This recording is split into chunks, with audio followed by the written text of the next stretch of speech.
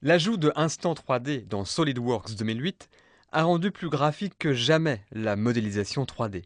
Instant 3D permet de simplement attraper des poignées sur la géométrie pour ajouter de nouvelles fonctions et pour modifier la géométrie existante. Maintenant, je vais modifier cette esquisse. Je pourrais aussi sélectionner l'outil d'extrusion dans la barre d'outils Fonction pour créer la première fonction, mais à la place, je vais utiliser Instant 3D pour le faire. Tout d'abord, pour utiliser Instant 3D, je dois être en mode d'édition de pièces. Du coup, je vais sortir de cette esquisse. Ensuite, je dois m'assurer que l'icône Instant 3D est activée. Pour commencer à utiliser Instant 3D, tout ce que j'ai à faire, c'est de cliquer n'importe où sur l'esquisse. Quand je le fais, une flèche apparaît, normale, à l'esquisse.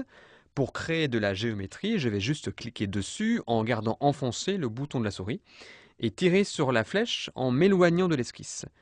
Pendant que je fais cela, une règle apparaît en montrant la distance d'extrusion à partir du plan d'esquisse ou de la surface sur laquelle nous travaillons.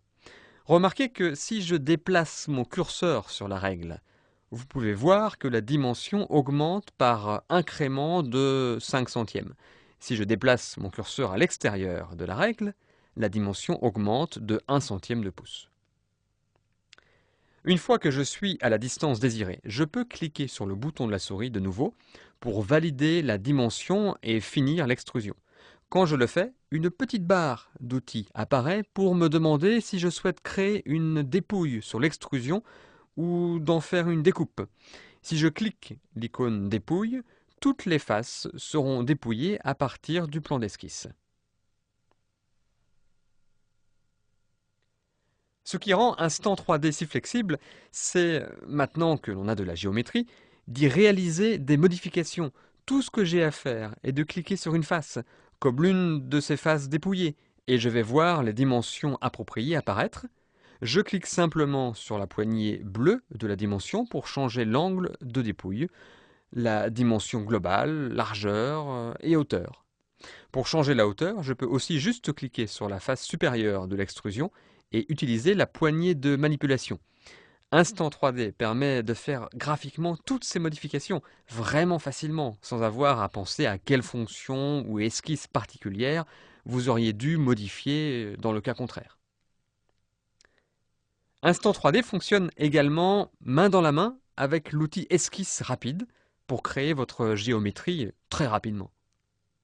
Pour créer de nouvelles fonctions en Instant 3D, je m'assure de sortir du mode d'esquisse.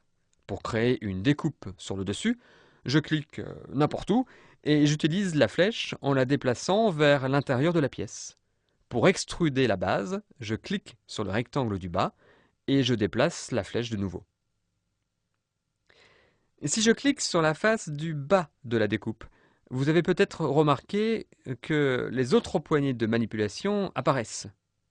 Comme je n'ai pas défini la position de cette découpe avec des cotes, je peux utiliser les flèches pour repositionner la découpe. Pour changer son diamètre, tout ce que j'ai à faire, c'est sélectionner la face cylindrique intérieure et de nouveau utiliser les flèches. Instant 3D fonctionne aussi sur le réglage des congés. Je vais créer une nouvelle fonction congé. Une fois le congé en place, pour faire des modifications, tout ce que j'ai à faire, c'est le sélectionner et utiliser la poignée de manipulation bleue. Instant 3D rend rapide, facile et graphique la création et la modification de géométrie. Mais si jamais vous cliquez sur une face et faites des modifications par inadvertance, vous pouvez toujours désélectionner l'icône dans la barre d'outils.